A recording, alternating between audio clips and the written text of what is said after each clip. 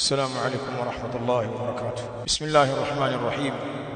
الحمد لله نحمده تعالى ونستعينه ونستغفره ونعوذ بالله من شرور أنفسنا ومن سيئات أعمالنا.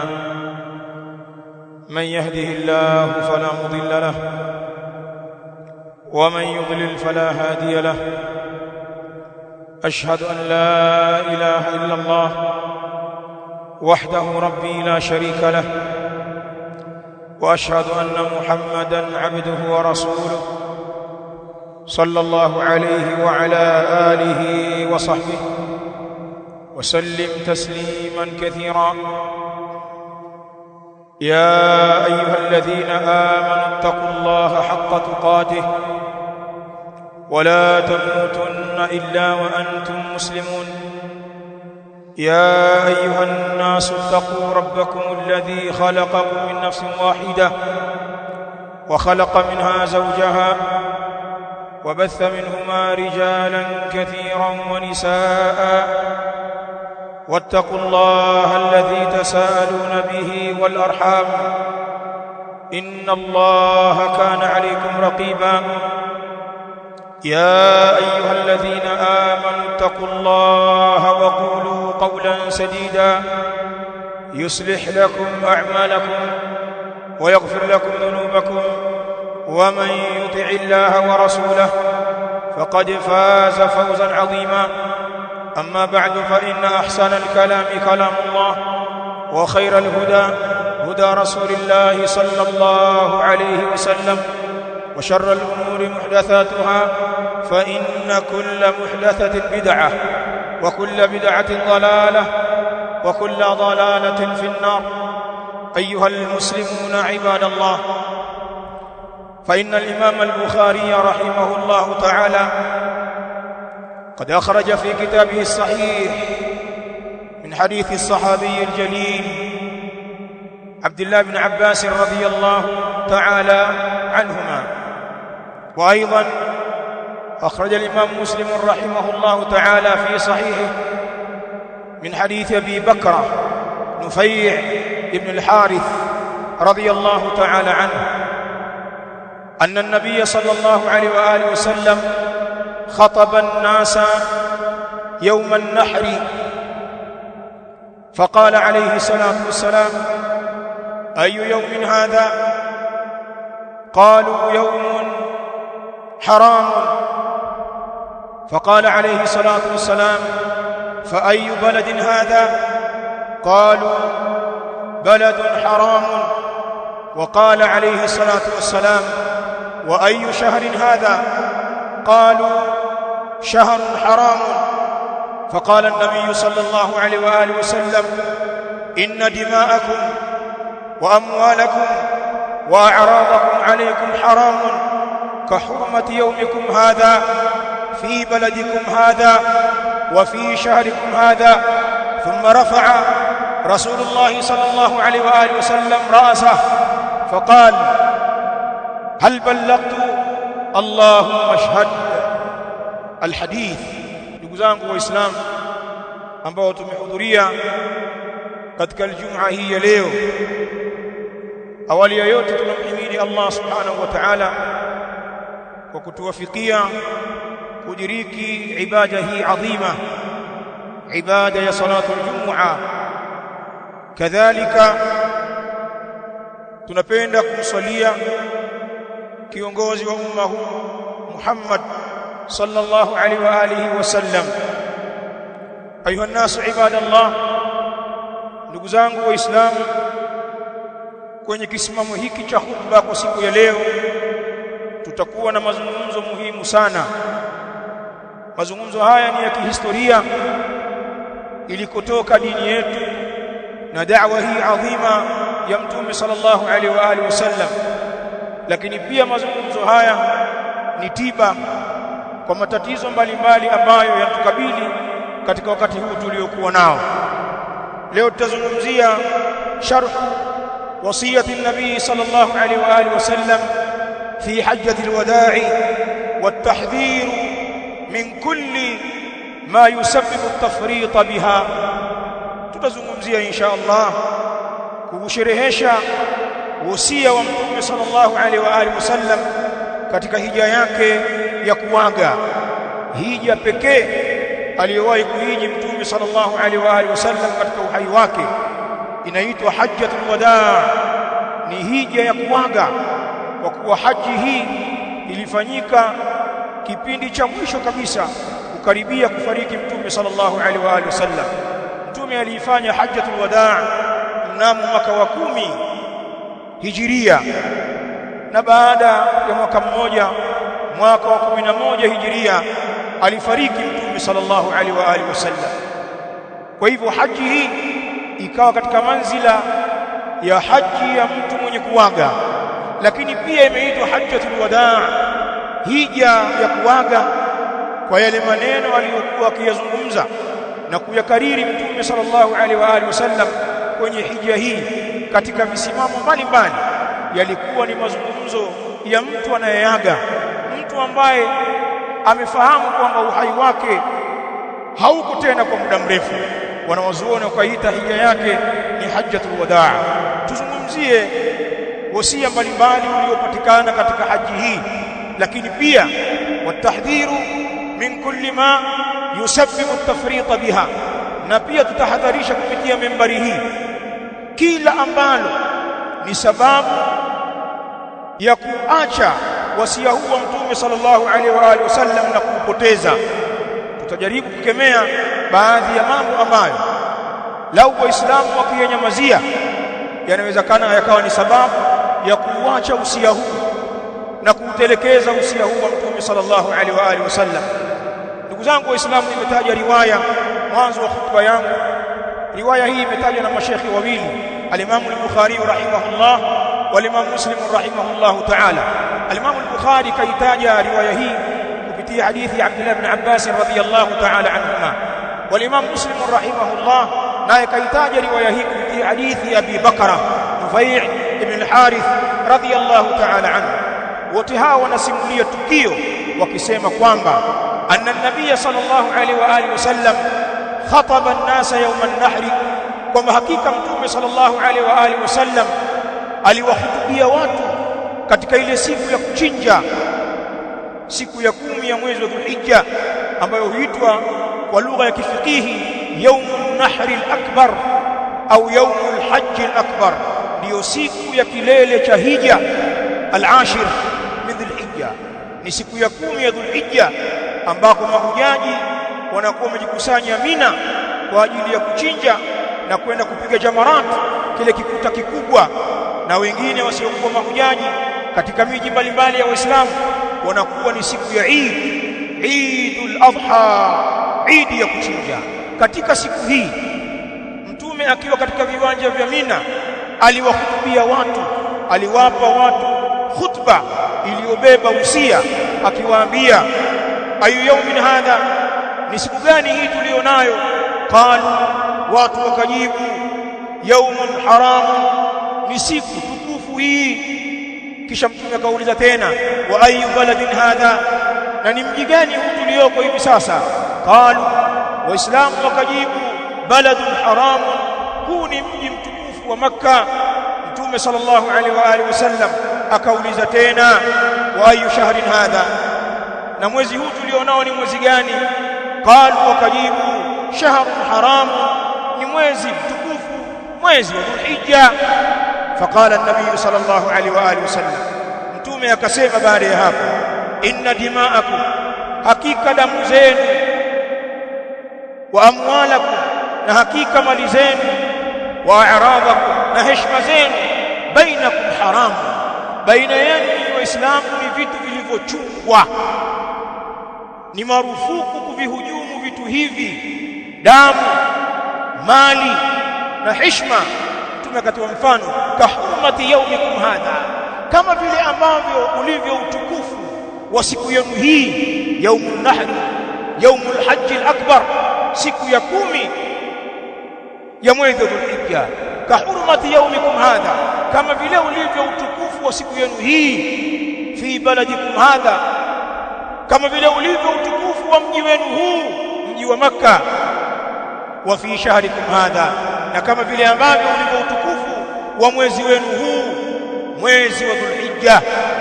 Baada ya kuyasema hayo Mtume alayhi salatu wasalam, riwaya zinasema farafa'a Rasulullah sallallahu alaihi wa alihi wasallam ra'sa, Mtume sallallahu alaihi wa alihi wasallam akakinyanyua kichwa chake akisema hal ballaghtu ya Allah, nimefikisha.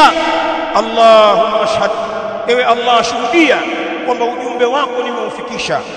Ayuha nasu ibadallah, ndugu zangu waislamu waja wa Allah, katika hadithi hii ambayo imebeba wasia adhima aliyofanya Mtume sallallahu alaihi wa alihi wasallam katika hajjatul wadaa, kwanza قد أكد النبي صلى الله عليه وآله وسلم في خطبته يوم النحر على حرمة ثلاثة أمور.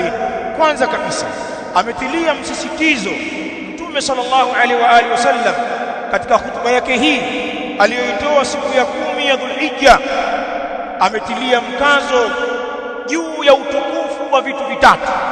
Na tunasema ametilia mkazo kwa sababu mazungumzo kama haya aliyazungumza siku ya Arafa, siku moja kabla yake, siku ya tarehe 9 alipokuwa Arafat, aliyazungumza maneno kama haya Mtume sallallahu alaihi wa alihi wasallam. Na katika siku hii ya 10 min Dhulhijja yaumun nahri akayarejelea na kuyakariri tena. Ndio wanasema ulama, kwa hakika ametilia mkazo Mtume sallallahu alaihi wa alihi wasallam katika khutba yake kwenye hii siku ya 10, katilia mkazo yale aliyoyasema kule katika siku ya Arafa, na mkazo wake umejielekeza katika mambo matatu: ad-dam, jambo la damu, wal mali, na mali, wal ird, na heshima za watu. Ndugu zangu waislamu, mimma jaa fi alhadith, miongoni mwa yale yaliyokuja katika hadithi hii ya Mtume sallallahu alaihi wa alihi wasallam, hurmatud dam, ni uharamu wa damu za waislamu na wengine wasiokuwa waislamu wasiokuwa na hatia. Kumwagwa damu pasi na haki ni jambo ambalo Mtume katuhusia tujichunge nalo. Damu ni kitu kitukufu, kimechungwa kama utukufu wa yale matatu yaliyotajwa. Idhan min a'zami dhunubi ba'da shirki billahi ta'ala, miongoni mwa dhambi iliyokuwa zaidi baada ya shirki kwa Allah ta'ala, qatlu an-nafs bighairi al-haq, ni mtu kuiua nafsi pasi na haki yoyote. Hili ni dhambi zito zaidi baada ya ushirikina, kuiua nafsi isiyokuwa na hatia yoyote. Al-Imam al-Alim al-Mufassir al-Mu'arrikh al-Alim al-Nihrir al-Imam Abu al-Fida Ismail ibn Kathir rahimahullah ta'ala katika tafsiri yake tafsir al-Qur'an al-Azim anasema lamma bayyana ta'ala hukm al-qatl al-khata, wale ambapo alipobainisha Allah subhanahu wa ta'ala hukumu ya kuua kwa bahati mbaya, kuua bila ya kukusudia, sharaa fi bayani hukm al-qatl al-amd, hapo Allah subhanahu wa ta'ala akaanza kubainisha hukumu ya kuua kwa kukusudia. Faqala, Allah akasema, na hapa ni Imam Ibn Kathir akainukuu aya katika sura An-Nisa aya 93. Allah akasema, waman yaqtul mu'mina muta'ammida fajazaohu jahannam khalidan fiha wa ghadiba Allahu alayhi wa la'anahu wa a'adda lahu 'adhaban 'azima. Allah subhanahu wa ta'ala anasema, waman yaqtul mu'mina muta'ammida, na yoyote anayemuua muumini hali ya kuwa ni mwenye kusudia, makusudi kaamua kuua, fajazaohu jahannam, mtu huyu malipo yake ni moto wa jahannam, khalidan fiha, hali ya kusalia milele katika moto huo. Wa ghadiba Allahu alayhi, na amemkasirikia Allah juu yake huyu muuaji, Allah anamkasirikia juu yake. Wala'ana, na anamlaani. Wa a'adda lahu 'adhaban 'azima, na ameiandaa kwa ajili yake adhabu iliyokuwa kubwa. Ibn Kathir baada ya kuleta aya hii akaendelea akisema, faqala rahimahullah, wa hadha tahdidun shadidun wa wa'idun akidun, na haya ni matisho yaliyo makali na ni makemeo yaliyosisitizwa liman ta'ata hadha adh-dhanb al-'azim, kwa yoyote ambaye ameliendea dhambi hili kubwa, alladhi huwa maqrun bishirki billah, dhambi ambalo ni lenye kuambatanishwa na kumshirikisha Allah Ta'ala, fi ghairi ma ayatin fi kitabillah, katika isiyokuwa aya moja kwenye kitabu cha Allah. Dhambi la kuua kwa kukusudia limetajwa na ushirikina, ikitajwa shirki linafuatia hilo kwa aya isiyokuwa moja ndani ya Qur'an. Anasema Ibn Kathir rahimahullahu ta'ala. Kwa hivyo khutba ya Mtume alayhi salam ilibeba jambo hili la uharamu wa kuiua nafsi ya Muislamu, bali Mtume sallallahu alaihi wa alihi wasallam si tu kuua nafsi ya Muislamu au nafsi yoyote asiyekuwa na hatia, bali hata kujeruhi na kusababisha maumivu ni jambo limekatazwa. Hadithi ya Abdullah bin Mas'ud radiyallahu ta'ala anhu عند البخاري قال النبي صلى الله عليه وآله وسلم سباب المسلم فسوق وقتاله كفر. kumtukana muislamu ni ufasiki na kumpiga ndio ukafiri wenyewe. Ulama wanasema umetajwa ukafiri kwa sababu ya uzito wa dhambi hili, ni katika madhambi makubwa ambayo kiwango chake kinafanywa na makafiri, kiwango cha madhambi kama haya, na si waislamu. Kwa hivyo tabia za kuwapiga waislamu na kuwaumiza ni tabia za kikafiri. Sikwambii kumuua na kumuondoshia uhai, balaa lake ni zito zaidi. Ayuha nasu ibadallah, wa mimma jaa dhikruhu fil hadith, na miongoni mwa yale ambayo umekuja utajo wake katika hadithi ya Mtume sallallahu alaihi wa alihi wasallam iliyotaja usia, hadithi ya tukio la haji ya Mtume sallallahu alaihi wa alihi wasallam, ni hurmatul mali, ni uharamu wa mali. Faqad ja'ala an-nabiy sallallahu alaihi wa alihi wasallam lil mali hurma. Ukisikiliza hadithi hile, amejalia Mtume sallallahu alaihi wa alihi wasallam kwamba mali ni yenye heshima, imechungwa. Fala yajuzu abadan al-i'tida'u alayhi, haifai kabisa kuifanyia uadui mali ya mtu mwingine bilitlafi, ima kwa kuiharibu au isalbi au kuihodhi au inahb au kuipora na mfano wa haya. Haifai kukalia mali isiyo yako, kuwadhulumu watu mali zao, kuwakandamiza katika haki zao za kimali. Ni jambo ambalo Mtume katuhusia, ni jambo la haramu. Mali za watu zimechungwa kama yalivyochungwa matukufu ya Allah.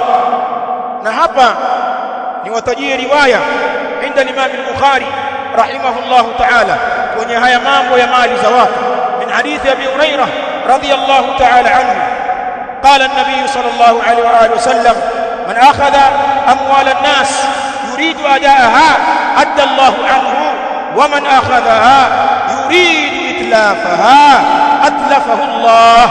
Mtume صلى الله عليه وآله وسلم anasema yoyote atakayechukua mali za watu wengine akapora, akahodhi, akaiba, akatapeli kwa namna yoyote ya kuchukua mali isiyo yako, Mtume anasema man akhadha amwal an-nas, yoyote anayechukua mali za watu, yuridu adaaha, lakini lengo lake ni kuziwasilisha mali hizo kwa wenyewe, addallahu anhu, Allah atamsaidia kumwasilishia mali hizo, atamwafikia kuzifikisha mali hizo kwa wenyewe, ikiwa malengo yake ni haya.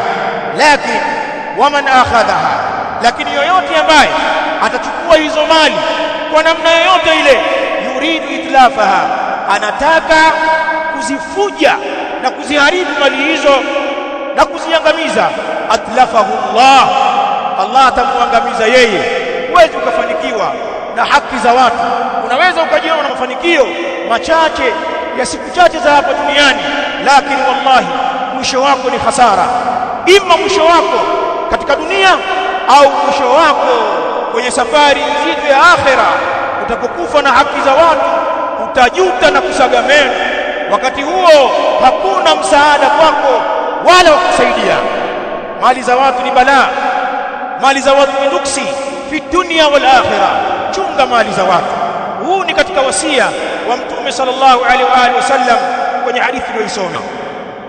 Lakini pia mimma jaa fi akhiri alhadith, miongoni mwa yale yaliyokuja mwisho wa hadithi ya Mtume alayhi salatu wasalam, hadithi ya usia katika hajjatul wadaa, hurmatul ird, ni utukufu wa heshima, kama jaala an-nabiy sallallahu alayhi wa alihi wasallam hurmatan fi ad-dam wal mal, kama vile alivyojalia Mtume sallallahu alayhi wa alihi wasallam utukufu katika damu na katika mali kama tulivyoona, basi jaala aidan hurmatan fil ird.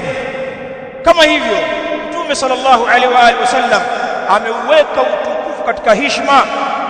Haifai kuzivunja heshima za watu kwa kuwatukana, kwa kuwabeza, kwa kuwakejeli, kwa kuwafedhehi, ukawaadhiri, ukawatukana na koo zao na makabila yao, ukawatukana na wazazi wao. Ni jambo halifai kuihujumu heshima ya Muislamu kwa aina yoyote ya hujuma.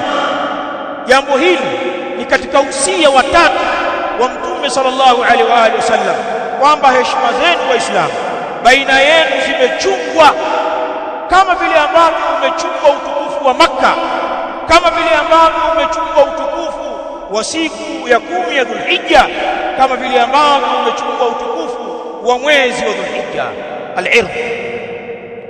Na hapa ni wasomee riwaya adhima inda al-Imam Abi Dawud rahimahullahu ta'ala min hadithi Anas bin Malik radhiyallahu ta'ala anhu. Anas anasimulia masimulizi yaliyotolewa na Mtume sallallahu alaihi wa alihi wasallam katika tukio la safari yake ya kwenda Mi'raj, alipokwenda mbinguni. Qal lamma urija bi, pindi nilipopelekwa mbinguni mimi, nilipopandishwa mbinguni, marartu biqaumin lahum adfarun min nuhasin, niliwapita watu wana makucha ya shaba, kucha ndefu alafu za shaba, yakhrushuna wujuhahum wa sudurahum, wanakwangua kwa zile kucha zao nyuso zao na vifua vyao, wanajikoboa kwa zile kucha za shaba, wakimwagika madamu. Fakult man haula, nikasema nikimuuliza Jibril, man haula ya Jibril, ni nani watu hawa ambao wanajiadhibu kiwango hiki ya Jibril? Qal, akasema Jibril, haula alladhina yaakuluna luhuma an-nas, hawa ni wale ambao wanakula nyama za watu, wakikaa ni kuwateta na kuwasengenya watu, hawana shughuli nyingine, kazi yao ni kusengenya watu na kusema madhaifu ya watu, hata kama ni yale ambao wanayaridhia, lakini mwenyewe hayupo, wasengenyaji hao. Lakini pia wayakauna fi aradhihim, na wanaingia katika heshima zao, wakizungumza watawatuhumu watu, watagusa heshima za watu. Basi wale unaowaona wanajikoboa nyuso na vifua kwa makucha ya chuma, wamesababishiwa na mambo haya, ni wasengenyaji, ni watu wenye kuhujumu heshima za watu wengine. Wa inda Imam Tirmidhi, na ametaja Imam Tirmidhi rahimahullahu ta'ala katika jamii yake hadithi ya Ibn Umar radhiyallahu ta'ala anhuma, lakini hadithi hii pia ameitaja الصحابي الجليل أبي برزة الأسلمي رضي الله تعالى عنه، حديث صحيح. ونسمى صحابة هوا صعد النبي صلى الله عليه وآله وسلم المنبر فنادى بصوت رفيع. siku moja Mtume alayhi salatu wasalam alipanda juu ya mimbari yake na akatoa ukelele kwa sauti ya juu. Faqal, akasema, ya ma'shara man aslama bilisani, enyi kundi la wale ambao wamesilimu kwa ndimi zao, walam yufdhi al-iman ila qalbihi, na bado haijapenya imani katika moyo wao. Yaman, ewe yule ambaye aslama bilisani, amesilimu kwa ulimi wake tu, walam yufdhi al-iman ila qalbihi, na bado haijapenya imani katika moyo wake. Mtume akatoa nasaha, la tu'dhu al-muslimin, msiwaudhi waislamu, wala tu'ayyiruhum, na wala msiwakebehi, msiwaaibishe. Ukamleta muislamu mbele yako au mbele ya kadamnasi ukamwaibisha pale, ikawa hana cha kusema, anajiangalia maskini ya Mungu, watu wanamcheka, umeshamkejeli, umemtukana. Mtume anakataza, la tu'udhu muslimin, msiwauzi waislamu, wala tu'ayyiruhum, na wala msiwakebehi, wala tattabi'u awratihim, na wala msifuatilie aibu zao. Ukawa kazi yako ni kufuatilia madhaifu ya wenzako, hatua kwa hatua unachunguza, unachimba, alafu unapembua, kisha unaanika madhaifu ya watu. Usifanye hivyo. Fa inna, na hakika mambo yalivyo, man tatabaa aurata akhihi almuslim, yoyote mwenye kuzifuatilia aibu za ndugu yake Muislamu, ukamchimba na kuingia ndani mambo ambayo mwenyewe anaona haya yajulikane, anajificha nayo maskini, ukamchimba mpaka ukafika huko ndani, tatabaa Allahu aurata, mwenye kufuatilia aibu za Muislamu kwa kiwango hiki, Allah atazifuatilia aibu zake, Allah atakufuatilia na wewe. Waman tatabaa Allahu aurata, na yule ambaye Allah atafuatilia aibu zake, Allah anatustiri. Wallahi tuna madhaifu mengi twayajua sisi na nafsi zetu, na Allah anayajua zaidi, na anatustiri. Tukiwa mbele za watu tunaonekana waungwana, watu wa maana, lakini wallahi lau watu wangejiwa usiri wetu na yale ambayo tumeyaficha, kuna watu wasingetusalimia. Sasa ukijitia kiherehere na kimbelembele kufuatilia aibu za wenzio hatua kwa hatua, Allah atafuatilia aibu zako. Waman tatabaa Allahu auratahu, na yule ambaye Allah atafuatilia aibu zake, yafdahu walau fi jawfi rahlihi, Allah atamfedhehi hata kama ni ndani ya nyumba yake. Mtu anayefuatilia aibu za watu, Allah humgeuzia kibao, Allah akamfuatilia yeye, kisha anamletea fedheha, anakuletea izara kwa watu wako wa karibu. Ndani ya nyumba yako unafedheheka na kuaibika kwa sababu ya tabia yako mbaya ya kufuatilia yale ya wenzako. Hadha wallahu ta'ala a'la wa a'lam. Alhamdulillah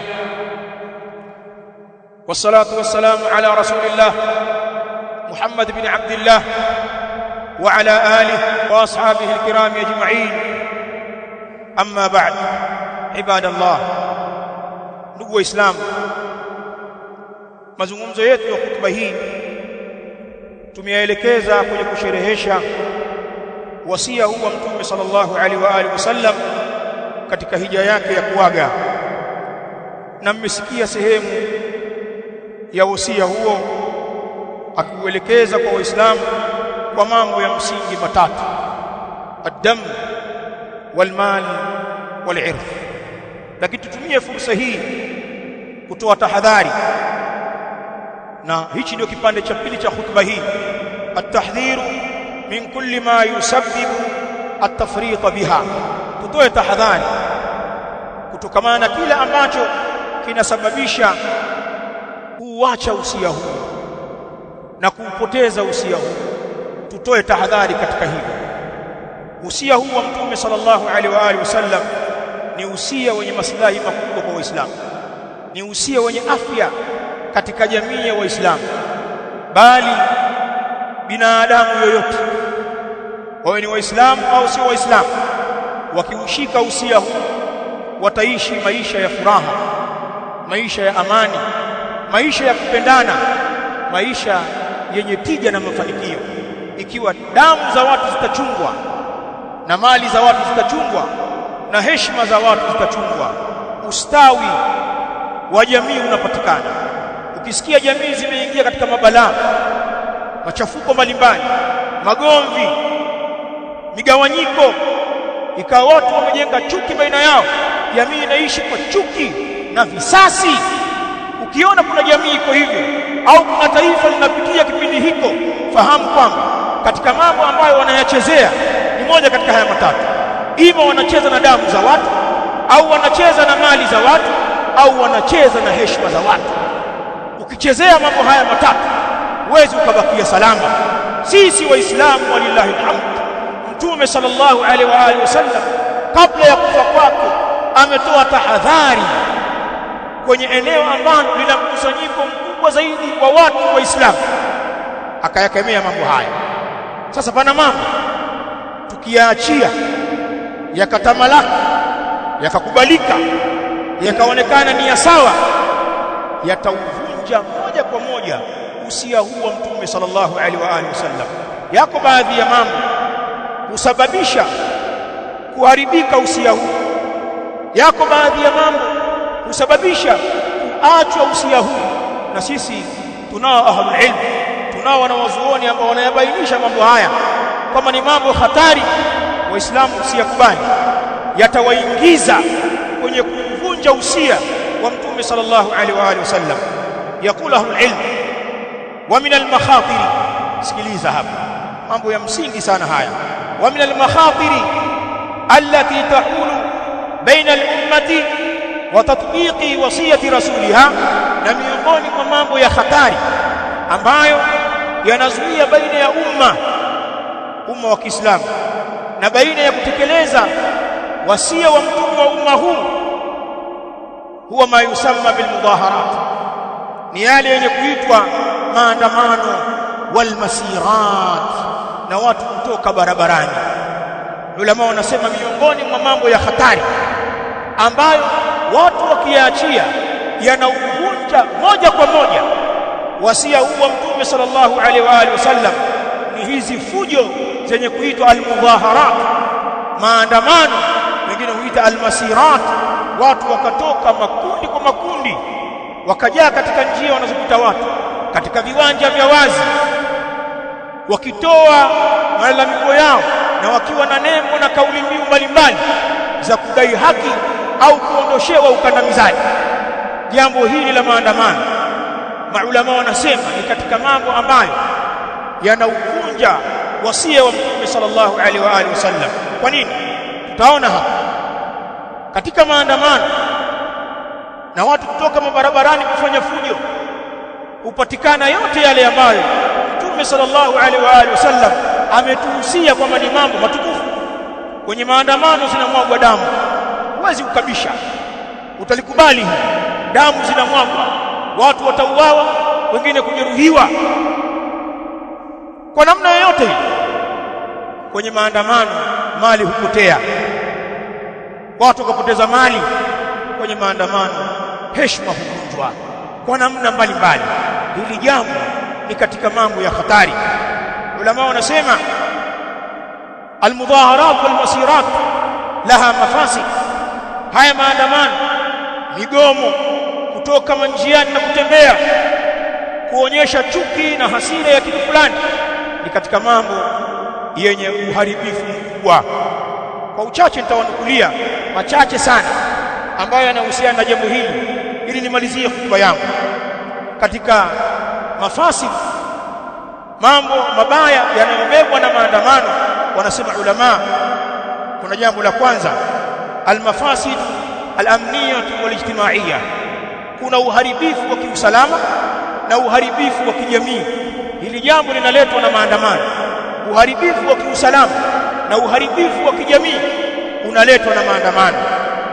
Wanasema katika uharibifu wa kijamii na wa kiusalama ni za'za'atul istiqrar, ni kutikisika utulivu uliopo. Kad tatahawal almudaharat, maulama wanasema maandamano wakati wowote yanaweza yakabadilika ila amali shaqrin wa unfin, yanaweza yakabadilika yakaenda katika matendo ya fujo na matendo ya ukatili, tuaddi ila iraqati dima, matendo haya yakapelekea kwenye kuzimwaga damu, wa intihaki al-a'rad, na kwenye kuzivunja heshima, wa ta'attul al-ibadat, na kwenye kuziharibu ibada. Maulama wanatuambia miongoni mwa maharibifu ya maandamano ya kiusalama na kijamii ni kwa maandamano yanahatarisha utulivu wa watu. Wakati wowote maandamano yanaweza yakabadilika yakawa fujo, maandamano yakawa ukatili, yakapelekea kumwaga damu pasi na hatia, yakapelekea kuvunja heshima, bali hata kusimama ibada. Billahi alaykum, na hapa kwa Allah, hebu angalieni nchi ambazo zilifanya maandamano ni sehemu katika siasa zao au ni sehemu ya njia za kudai haki. Angalieni baadhi ya nchi za Kiislamu zilivyoharibiwa na maandamano haya, mpaka leo hazitawaliki na mpaka leo wanajuta yaliyotokea. Na maulama hawa walitoa tahadhari hizi kwamba hii mifumo si yetu, ni mifumo ya makafiri, msilete mambo haya katika miji ya Kiislamu, yatawaangamiza hayo. Hawakusikia haya yanayozungumzwa, umwagaji wa damu katika maandamano ya maeneo mbalimbali umepatikana, lakini kuvunja heshima. Ukasikia matendo ya ubakaji, wanawake wamebakwa kwenye maandamano, ukasikia watoto wamepotea haonekani walipo, wengine wanajisiwa, yanafanyika haya, bali ibada zikavunjika, ikawa huwezi kuja msikitini kuswali jamaa wala huwezi kuja kuswali Jumaa kwa sababu hii. Fujo zikiingia, hakuna ibada, hakuna kusoma ilmu, madarasa zinafungwa, ile kheri ambayo walikuwa wanaipata watu kwenye ibada mbalimbali za kukusanyika hukosekana kwa sababu utulivu umeondoka. Haya ni katika mabalaa yanayoletwa na maandamano kwa upande wa usalama na upande wa kijamii. Lakini katika mafasid ya maandamano, almafasid aliktisadia, ulama wanasema ni uharibifu wa kiuchumi unaletwa na maandamano. Wanasema kupitia maandamano inapatikana intisharu fawda, kuenea fujo katika miji, wastighlalu kharijin an alqanun walmujrimin hadhihi tajammuat, na hii ni fursa wanaitumia wale waovu, watu ambao hawatii sheria, na wale watu wenye roho mbaya za uovu hutumia fursa ya mikusanyiko hii kufanya mambo yao. Mara nyingine si watu wote wanaotoka kwenye maandamano wana nia mbaya, pana wengine nia yao ni nzuri, watoke, labda mtawala amewaudhi au kuna haki zao hawapati, watoke tu na mabango yao mawili matatu, tunaomba hiki, tupeni kile, usitufanyie hiki, watatembea wenyewe kisha warudi. Mara nyingine pana waandamanaji, hayo ndio malengo yao, mambo ya kawaida tu ambayo inaonekana hakuna neno, lakini unapohamasisha watu watoke kudai haki zao kwa mtindo huu, unachukua dhamana kwa watu wote kwamba watakuwa na malengo kama ya kwako, watatoka kweli wayachunge hayo ambayo wewe unayazungumza. Ulama wa Kiislamu wasema hapana. Unapowatoa watu kwenye maandamano huwezi kuchunga dhamana. Pana watu waovu, wezi, vibaka, wahuni na watu wengine hutumia hii ni fursa kwa ajili ya kuhujumu vitu vya watu. Hicho ndio ambacho ulama wanasema, na ndio maana wanazuia. Kwa hivyo watatoka baadhi ya watu wenye malengo yao mabaya na kuanza kufanya matendo mabaya, lilqiyami bi'amali nahbi, wataanza kufanya matendo ya uporaji, wasalbi, matendo ya kuhodhi mali za watu, wali'tidai ala mumtalakati nnas, na kufanyia uadui rasilimali za watu. Watu wataharibu viwanda vya watu, maduka ya watu, vituo vya mafuta vya watu, magari ya watu, wataanza kuangamiza. Watakhribi almunshaat alhayawiya, watu watavihujumu vyanzo vya mapato, miundo mbinu itaharibiwa, umeme, maji na maeneo mengine, ofisi za umma, mahospitali, mashule. Watu wataharibu vitu vingi ambavyo ndio vyanzo vya uhai wa maisha ya watu. Haya maneno yanaeleza maulama hawa, watakhribi almunshaat alhayawiya, na kuharibu vyanzo vya uhai wa nchi na watu. Nyinyi mnafuatilia habari mbalimbali na mnajua haya maandamano. Maulama hawa hawazungumzi mambo ambayo nyinyi hamuyajui, au wanabuni mambo ambayo hakuna. Angalieni maandamano namna yanavyoharibu miundombinu katika nchi zenye maandamano. Watu watakata madaraja, watakata barabara, watu watashambulia vyanzo vya ustawi. Wengine wanasema kazime transformer fulani kule, mkailipua ile, kata maji yasiende huko. Balaa. Watashambulia biashara za watu, yatashambuliwa mahospitali. Kuna maeneo yalichomwa mpaka mashule katika dunia hii kwa sababu ya mudhaharat na lugha ya kudai haki. Fuatilia maandamano yaliyotokea Misri miaka ya hivi karibuni, balaa lilitokea katika nchi ile kwa sababu ya maandamano. Lau si Allah kuwahifadhi watu wa Masri na kumpata mtawala mwenye mkono wa chuma aliyesimama kudhibiti jambo hili. Ndio ile Misri unaiona leo, lakini ilikuwa imezama ile. Mbona mnajizima akili? Mambo ya mazungumzo mnayajua.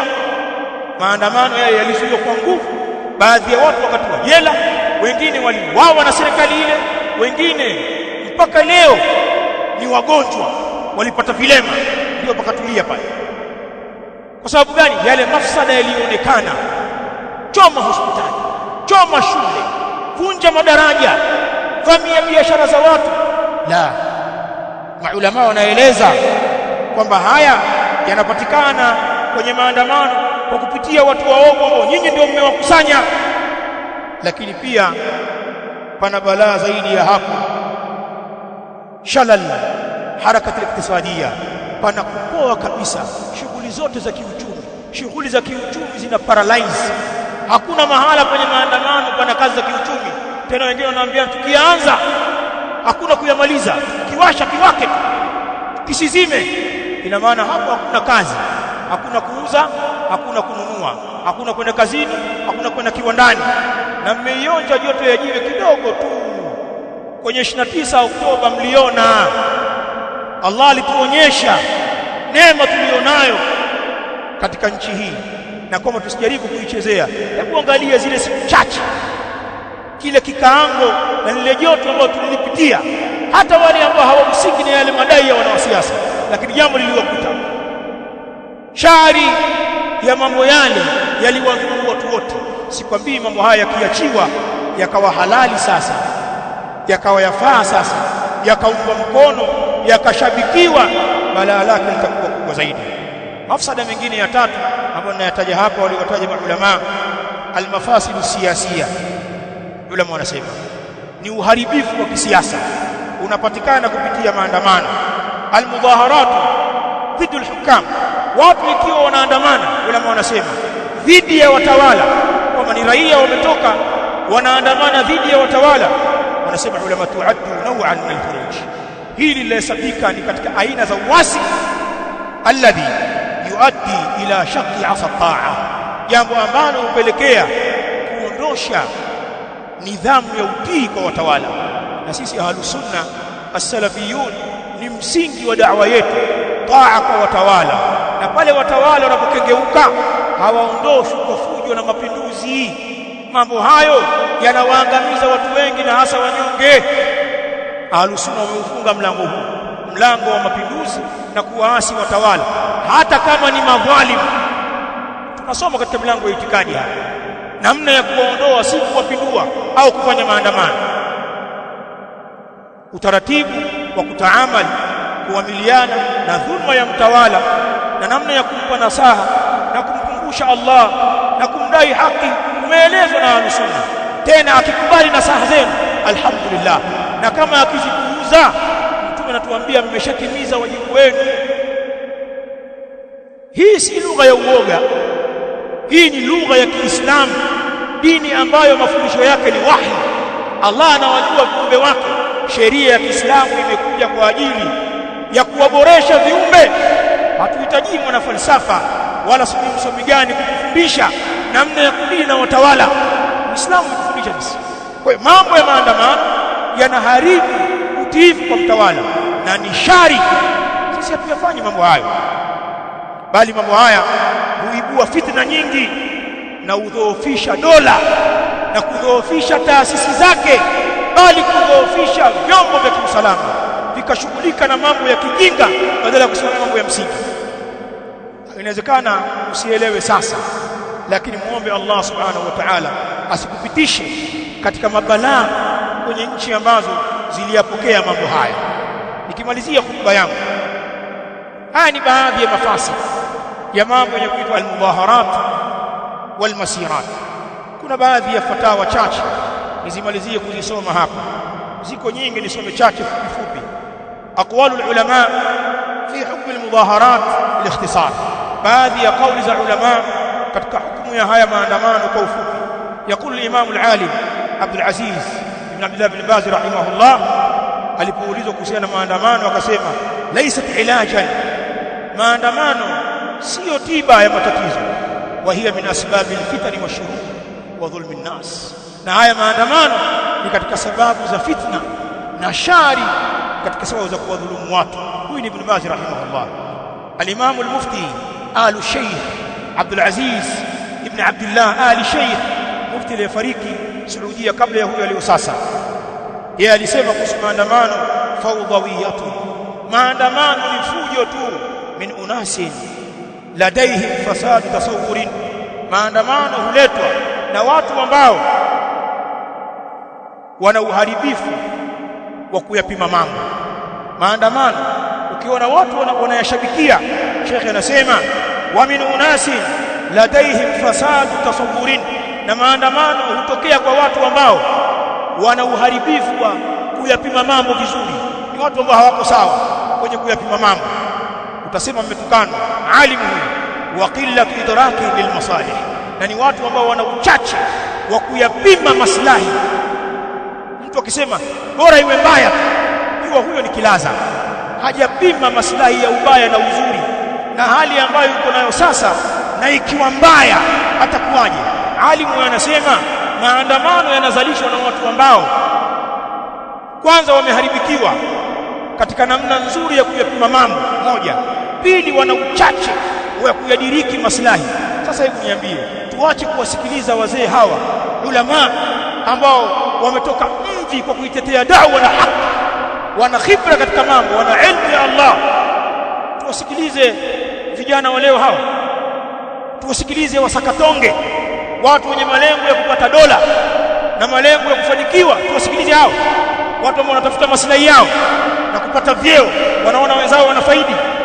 Tuache kuwasikiliza maulama, tuwasikilize watu wale? La abada. Huyu ni Sheikh Abdul Aziz ibn Abdullah al-Sheikh.